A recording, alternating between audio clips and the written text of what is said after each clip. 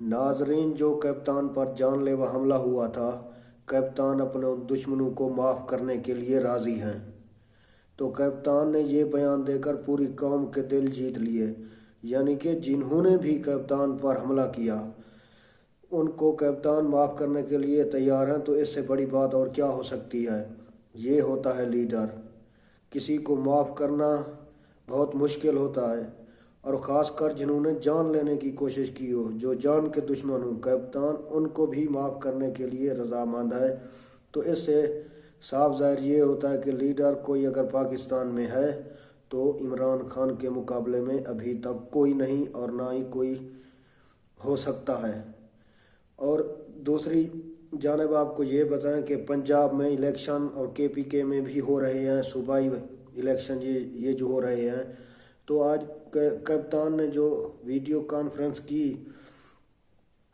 तो कप्तान ये कह रहे थे कि पूरे मुल्क के अंदर इलेक्शन होने चाहिए, क्योंकि ख़र्चा तो हो रहा है, मुल्क के पास वैसे भी वसाइल नहीं है, वसाइल की कमी है, ये हुकूमत कह रही है। तो पूरे मुल्क में इलेक्शन होने चाहिए।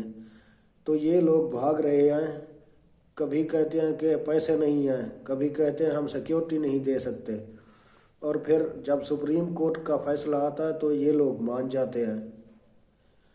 तो मेरे ख्याल से कप्तान का ये फ़ैसला बिल्कुल सही है। पूरे मुल्क में इलेक्शन हो और जिसको भी अवाम मुंतखब करे वो वज़ीर आज़म हो, उसके पास पावर हो। तो ये लोग ये नहीं चाहते कि इनको पता है अगर इलेक्शन हुए तो इनको एक भी वोट नहीं पड़ना, क्योंकि इन्होंने जो महंगाई का जुल्म किया है ना अवाम पर, वो तो अवाम इनको राजनपुर के अन्य 193 हल्का में बता चुकी है। ये कह रहे थे कि जब मैं आऊँगा, शहबाज शरीफ कह रहा था कि जब मैं आऊँगा 90 दिन के अंदर सब कुछ ठीक कर दूँगा। तो 90 दिन तो कब के गुजर गए, 11-12 महीनों के करीब इनकी हुकूमत को दिन हो चुके हैं।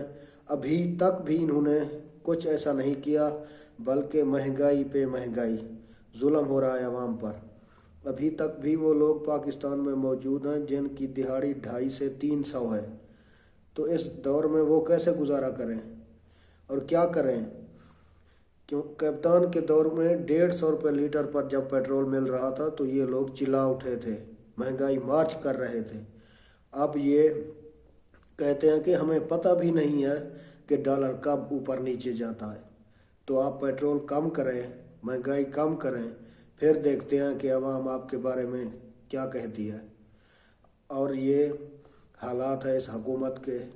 इलेक्शन से भाग रहे हैं और ये चाहते हैं कि किसी भी तरह से भागा जाए, क्योंकि इनके पास कोई और रास्ता बिल्कुल ही नहीं बचा, सब ख़त्म हो चुका है। इनको एक भी वोट नहीं मिलेगा। कप्तान ने आज जो दिलेराना काम बात की है, अगर कप्तान अपनी जान के दुश्मन के लोगों को माफ़ कर सकता है तो मेरे ख्याल से आपके साथ भी बैठ जाता। लेकिन उन्होंने जो कहा कि जिन्होंने पैसा मुल्क का लूट के बाहर भेजा है, मैं उनके साथ कभी नहीं बैठ सकता, कभी भी नहीं, जिन्होंने इस मुल्क को लूटा है। ये कप्तान ने आज कहा है। और कप्तान ने जनरल आसिम मुनीर के हवाले से भी बात की है कि मेरी तो आपसे कोई दुश्मनी नहीं, कोई आपसे रंजो गम वाली कोई ऐसी बात नहीं कि मैं आपसे ना मिलूं, मैं आपसे बात करने के लिए भी तैयार हूं। मतलब कप्तान सबके साथ बैठ सकता है, लेकिन जो लोग इस मुल्क को लूट चुके हैं, पैसा बाहर भेजा जा चुका है, कप्तान उनसे हरगिज़ नहीं बैठेंगे। और कप्तान ने कहा है कि जब मेरी हुकूमत आई तो मैं सब कुछ कर सकता हूँ, लेकिन इनको NRO2 कभी नहीं दूंगा, ये कप्तान ने कहा है। क्योंकि कप्तान जानता है कि इन्होंने किस तरह से पैसा इकट्ठा किया है और कहाँ कहाँ से इन्होंने क्या कुछ किया। ये कप्तान पर इल्ज़ाम कभी कल मरियम नवाज जो कह रही थी जलसे में कि घड़ी चोर, जेवर चोर, ट्रक, पता नहीं क्या क्या बातें कर रही थी। साबित अभी तक तो कुछ नहीं हुआ। केसेस चल रहे हैं, केसेस पे केसेस, केसेस पे केसेस। इमरान खान अपनी ज़मानतें कराने में मसरूफ़ हैं और ये उनको कंट्रोल करने की कोशिश कर रहे हैं, क्योंकि ये चाहते हैं कि किसी भी तरह से कप्तान को जेल में डाला जाए। لیکن ایسا نہیں ہو رہا، کیونکہ پوری پاکستان کی عوام عمران خان کے ساتھ ہے، یہ اس کو گرفتار نہیں کر سکتے۔ اس لیے ان سے جو ہو رہا ہے، یہ میڈیا پر صرف بیانات میں زور لگا رہے ہیں۔ یہ کپتان کو گرفتار کرنا چاہتے ہیں۔ کبھی رانا ثناء اللہ کہتے ہیں کہ ان کو میں بلوچستان کی جیل میں ڈالوں گا، کبھی کہتے ہیں کہ نہیں، ان کو ہم ایسی جگہ ڈالیں گے کہ یہ یاد کریں گے کہ ان کو کسی نے ہاتھ لگایا تھا۔ ارے بھائی، کپتان گرفتاریوں سے اور ایف آئی آروں سے نہیں ڈرتا۔ جس آدمی کی ٹانگ پر گولیاں لگیں، ان پر جان لیوا حملہ ہوا، جو ان کو معاف کر سکتا ہے، وہ جیل سے ڈرتا ہے؟ ایسا نہیں ہو سکتا۔ اور یہ کپتان کو پیچھے ہٹانے کے لیے بھرپور ان کی کوششیں جاری ہیں۔ اور مریم نواز کی ایک اور بات کہ انہوں نے سپریم کورٹ پر بھی تنقید شروع کر دی۔ جب عمران خان نے وزیر اعظم تھے تو انہوں نے اسمبلیاں تحلیل کی تھیں، تو اس وقت یہ سپریم کورٹ میں گئے تھے اور سپریم کورٹ نے یہ فیصلہ دیا تھا کہ اسمبلیاں دوبارہ بحال کی جائیں۔ اس وقت تو یہ بہت تعریفیں کر رہے تھے، مٹھائیاں تقسیم کر رہے تھے جب عدم اعتماد پیش کی انہوں نے۔ تو آج یہ جناب ججز پر اب تنقید کر رہے ہیں کہ انہوں نے عمران خان کو ضمانتیں کیوں دیں اور الیکشن کا فیصلہ کیوں کیا۔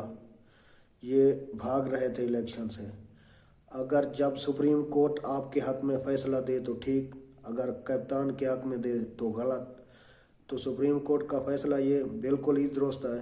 نگراں وزیر اعلیٰ بیٹھا ہوا ہے، ملک کی حالات اس وقت بالکل ہی ٹھیک نہیں ہیں، ہر طرف لوگ پریشان ہیں، مہنگائی میں دھنسے ہوئے ہیں، غریبوں کا کوئی پرسان حال نہیں۔ اگر الیکشن ہو گئے، جو منتخب حکومت آئے گی اس سے عوام کو فائدہ ہوگا، وہ عوامی کام کرے گی اور غریبوں کو ریلیف ملے گا۔ یہ نہیں چاہتے، کیونکہ نگراں وزیر اعلیٰ بیٹھا رہے گا تو کوئی کام نہیں کر سکتا، اس کے پاس کوئی بھی پاور نہیں کہ وہ کچھ کر سکے۔ تو اگر الیکشن ہوئے تو ہو سکتا ہے آپ کی حکومت آ جائے، لیکن یہ تو آپ جانتے ہیں کہ آپ کی حکومت کبھی بھی نہیں آ سکتی۔ اس لیے آپ اس طرح کے ہیلے بہانے کر رہے ہیں، ٹال رہے ہیں، لیکن کپتان پیچھے ہٹنے والوں میں سے نہیں ہے۔ وہ آپ کو نہیں چھوڑے گا، بھگا بھگا کے مارے گا۔ اور 24 کروڑ عوام عمران خان کے ساتھ کھڑی ہے، اور اوورسیز پاکستانی بھی عمران خان کے ساتھ کھڑے ہیں۔ وہ کہہ رہے ہیں کہ ہم یہاں پر سینہ تان کے سر اٹھا کے چلتے ہیں، کیونکہ ہمارا وزیر اعظم عمران خان جب تھا۔ اب وہ کہہ رہے ہیں کہ انہیں یہاں بڑی مشکلیں ہو رہی ہیں، کپتان کے حق میں پوری دنیا کے ممالک تھے۔ ناظرین، ملتے ہیں اگلی ویڈیو میں۔ ہمارے چینل کو لائک اور سبسکرائب ضرور کریں، اور اپنی رائے کا اظہار کمنٹ میں ضرور کیجیے گا۔ ہمیں دیجیے اجازت۔ اللہ حافظ۔